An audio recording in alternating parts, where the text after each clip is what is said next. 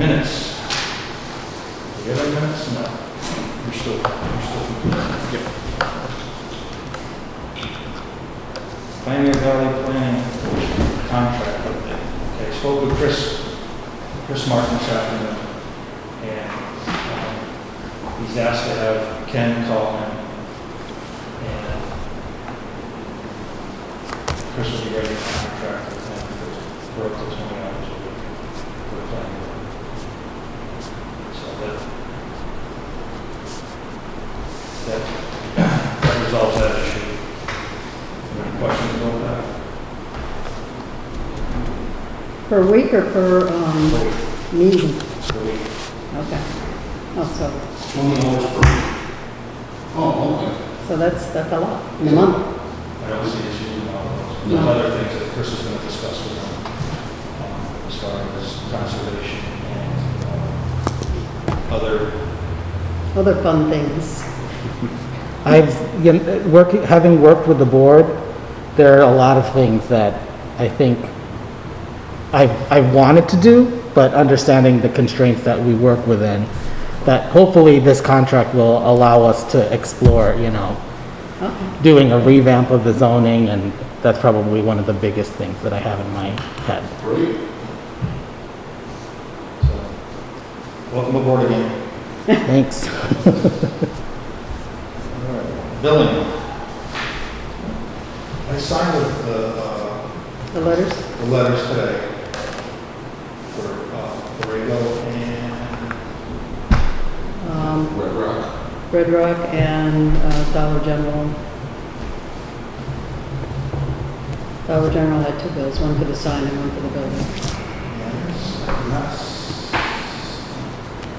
not signed up this week. Lasati Construction, I think it was.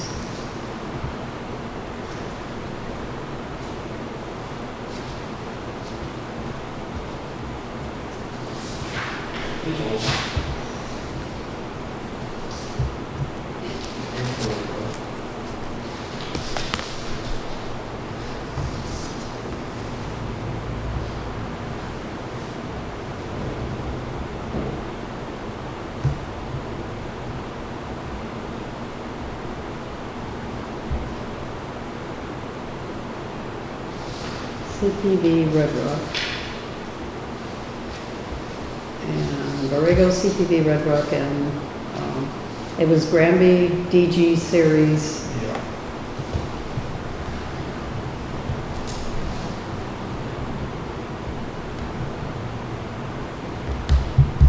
It's an LLC. Yep, LLC.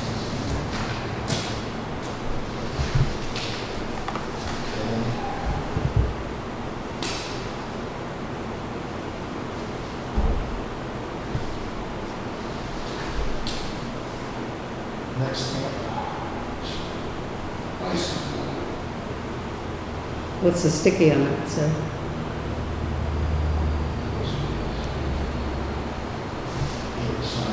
Right.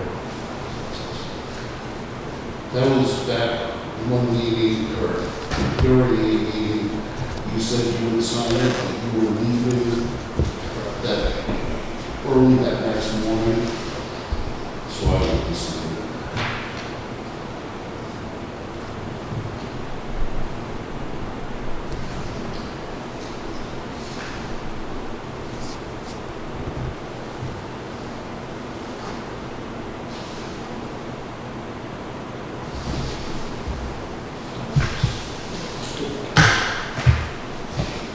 What else do we have? What else do we have?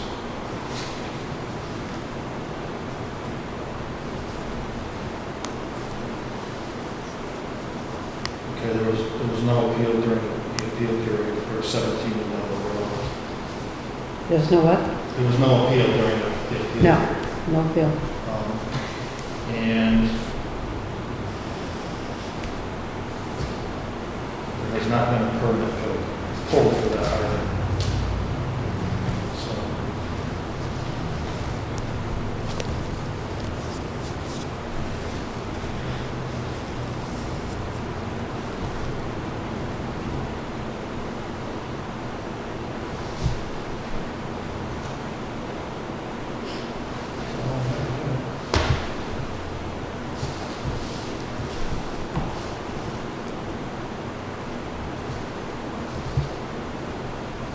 We've tabled the event by law discussion.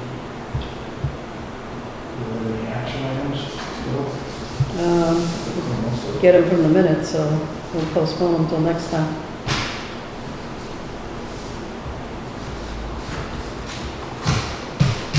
Ta-da.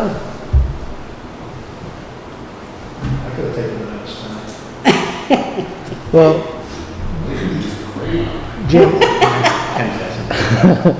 I know you had a comment last week or 2 weeks ago with regards to some of the bylaws you wanted to walk through with future amendments.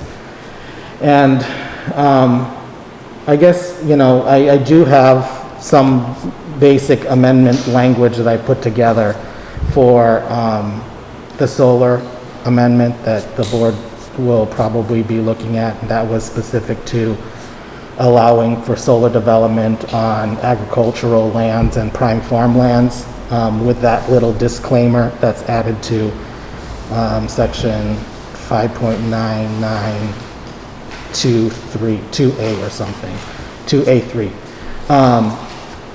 And then I also have some considerations. I know that you just mentioned putting the private event on the back burner. But I do have some additional language and considerations for the board to look at. We can either look at them tonight, or you can review it, and we can schedule for a future meeting. Similarly, I have some language for the conversations we were having with regards to efficiency with the site plan review process, specifically removing the component of having the site plan reviews, which are reviews for uses that are allowed, but with a site plan review. Currently in your bylaw, it requires a special, it goes through a special permit process, but not a special permit is issued. So when I say it goes through a special permit process, it goes through the process that's identified in Chapter 40A, which is notifying all the abutters, notifying putting it through advertisement, and having that schedule at a later date. So all of your site plan approvals, all of your special permits fall under that same kind of permitting protocol.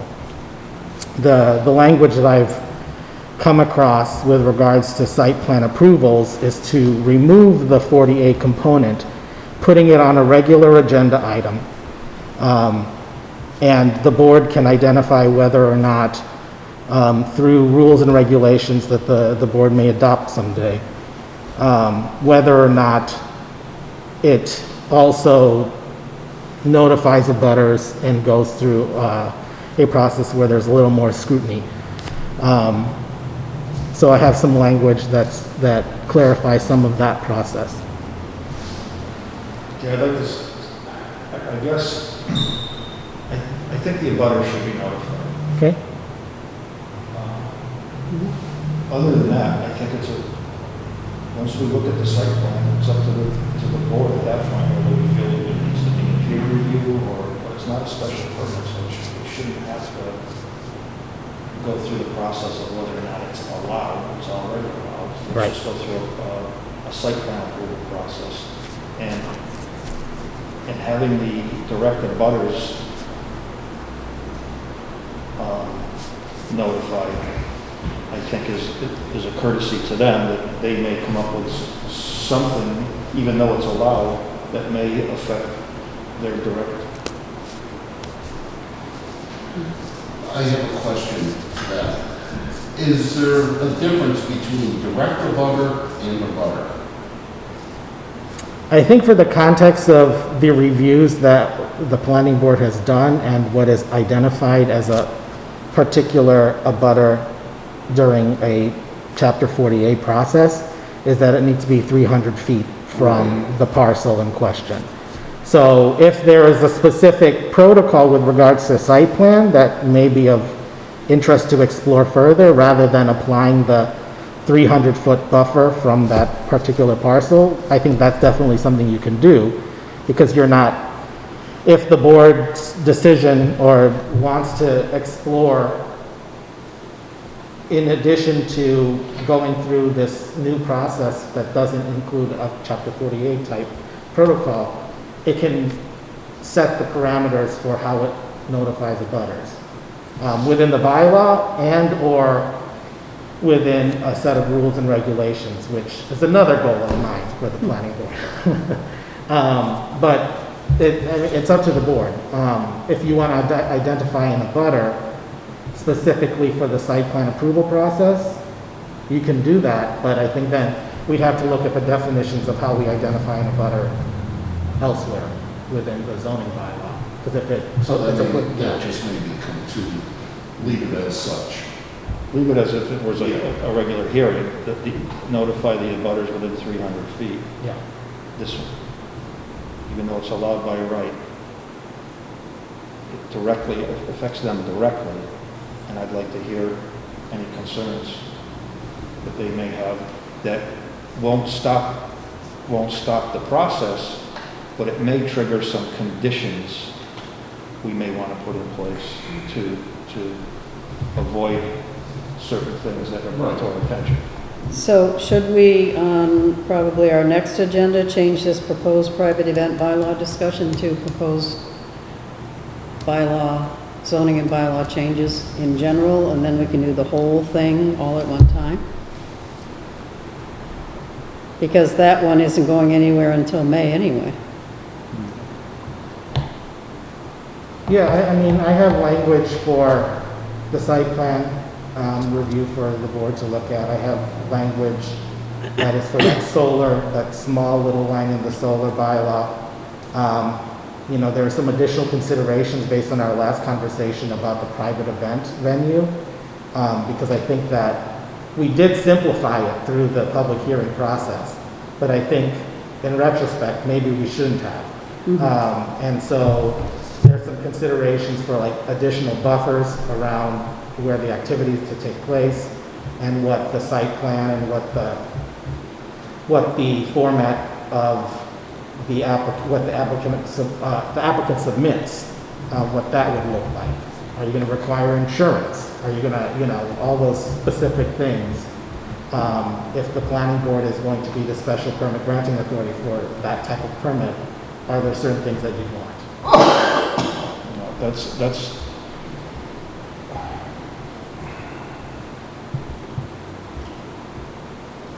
That's something, and I think we discussed it, that's something this board would have to work in conjunction with the select board. It's two different, Oh, for sure. we're talking zoning, and then Any license. licensing, Right. which goes through the select board, so it's got to work in conjunction with, there's no sense writing proposing a bylaw for zoning to allow X, Y, and Z when the licensing authority isn't going to license for it. Yeah, no, you're right, and it's, the conversation becomes what comes first, whether or not the license board takes a look at that particular application first. And, you know, or you have the planning board acting as that special permit granting authority, say, you still need to get all of these other permits, the Board of Health, the licensing board, and there are some additional considerations that are put in language with regards to like liquor license. They wouldn't have to, it's a presentation of the permits that they would need to get, or the acknowledgement that they also need to get those permits. So I'm going to ask that whatever discussion happens around that, I'm going to recuse myself from it, so do not group that into the larger zoning article. Hold that off on its own. Okay. Otherwise, I'll have to recuse myself from From the the entire- entire. So, Ken, can you send us for the next meeting, you know, here's what we have now currently, here's a suggestion to change it to? Oh, yeah, similar to what we've done And then we for can have a previous discussion around amendments. that. There's some strike-through underline that usually I present when Yeah. we're showing the difference between what currently exists and what doesn't. Another thing that I wanted to talk about with regards to these future zoning bylaws is I think we might also identified some areas of conflict within the bylaw. I'm sorry, somewhat. Some additional areas of conflict within the bylaw. Specifically, this came in 2019 when the board was reviewing that site plan approval for that business, that medical office business in the residential Yeah. zone. And the thing that and I know that the conflict was, it said something in some part of the bylaw, but in that specific section of the bylaw, there was a matrix that showed this, certain consideration. But in reading that closely, that was specific to your business park overlay, and those particular conditions apply to that specific overlay, which that parcel didn't fall under. So I think we were having confusion over that particular thing. I'm not saying that it shouldn't be revised, but maybe, just It needs to be Clarify. cleaned up, Yeah. that may not be an article for discussion. Okay. It may be just, calling them like a typo that need to be corrected. It's administrative. Scrivener's error. Yeah.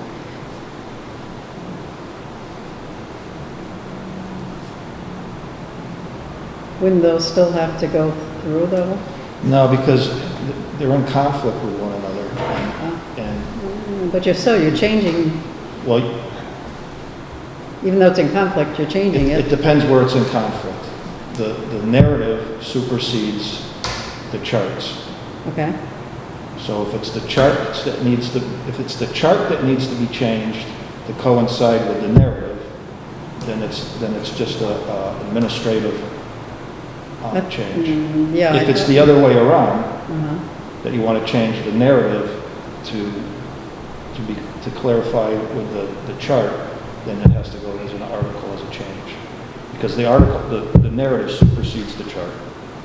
when you're assuming, and I don't know the history of that particular bylaw, it probably relied on another section of the bylaw, and it was literally just copied over, because you do have those specific types of uses that are allowed, and some of the same standards of development that are allowed, except for that one particular medical office section where it was very specific to not allow for a certain thing. But again, I think there's probably precedent that you can call on for There is, amending. because we just corrected it, Narrative. and it became an issue with the gun code. There was a conflict in there, and Oh, yeah. remember, we went back and had to change the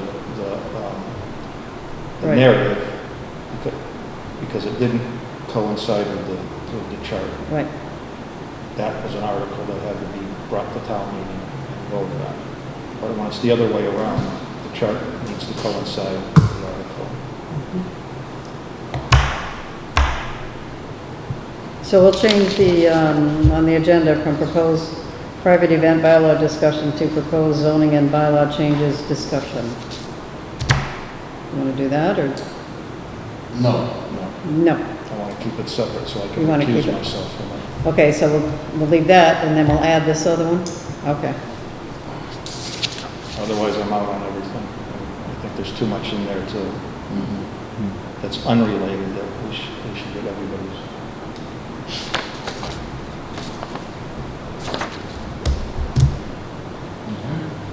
So you're going to call Chris tomorrow, and he'll clarify with you the contract. And then, I guess what I would like to see, and if anybody disagrees, please do so. I'd like to see you write up for our next meeting, all the specifics, the exact language changes, the article changes, the chart changes that we're proposing. And then we can have, once we see that, then we can have conversations about the next steps to hearing. Makes sense. Do you need to see it within the context of the materials that we usually prepare for a town meeting?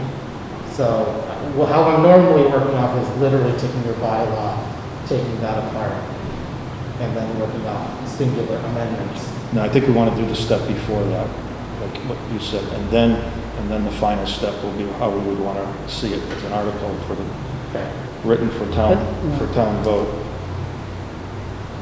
And then we'll, at that point, we'd be prepared to take it to the select board for Right. town vote, and then we can schedule a hearing. Right, and you'll be halfway there with doing that anyway. Is it possible to get the select board okay on something before the public hearing, understanding that the public hearing has to happen within 6 months of the vote? So that we could lose one step outside the 6-month window by approaching the select board. They get it anyway normally in the, they have like 2 weeks, I think it is, on the schedule that the state puts out, that, you know, these are the steps you have to follow, and I think they have 2 weeks to respond to us. Yeah, well, they won't respond to us until we give them something that's article worthy, Right. and then they approve it for town meeting. Can you, because I'm trying to recall from those emails from Kathy with the timeline. I feel like the select board provides because in chapter 48, this is the process. And it's very weird because it requires the select board or the governing body to allow the planning board to have a public hearing regarding certain things. So I don't know if there is that step that ever happens, where the select board is aware of the possible zoning amendments, won't necessarily have a comment to it, but will say, planning board, do your public hearing. And then the expectation is that the planning board report is submitted to the select board for inclusion in the warrant. Right, I So believe there there's is. I can send that to you. It's a whole list of, this has to happen 2 weeks before that, 2 weeks, you know, then blah, blah. There's a whole big timeline. You got to kind of work from the end backwards. Yeah. You don't have a special town meeting scheduled for next year yet. Well, it's going to be in May sometime. They haven't set the date, so we have no. There's one in October, but obviously we missed it. Oh, yeah, just, it was a special one, Yeah, but May is the annual correct. one. And then sometimes they'll have one in September, if there's enough things that need to be changed to warrant the cost of having it. But it's up to the select board as to when Correct. these things are And being we can done. assume there'll be one in May. So work our way back. We can have a hearing anytime after October, right?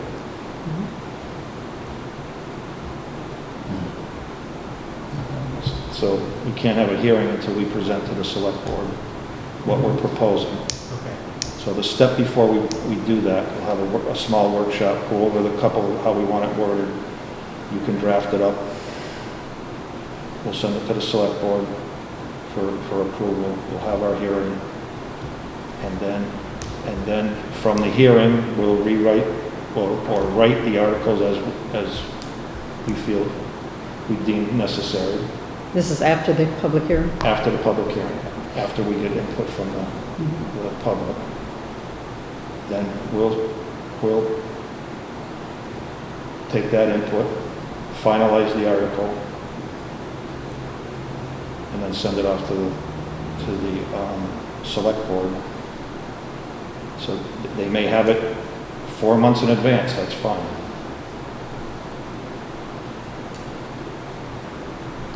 They may get it 1 month in advance. Kathy's the one who'd know exactly the time frame.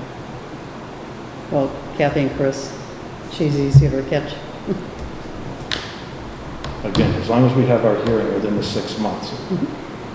We have our hearing, we write our articles, and if we're 5 months early, we're 5 months early, or 4 months early, then it doesn't matter. There's not a lot here, but the things that we do have do need to be addressed. Okay. Does anybody else have anything? No further discussion? I'll make a motion to adjourn. We have a second. I'll second. Any further discussion? All in favor? Aye. Aye.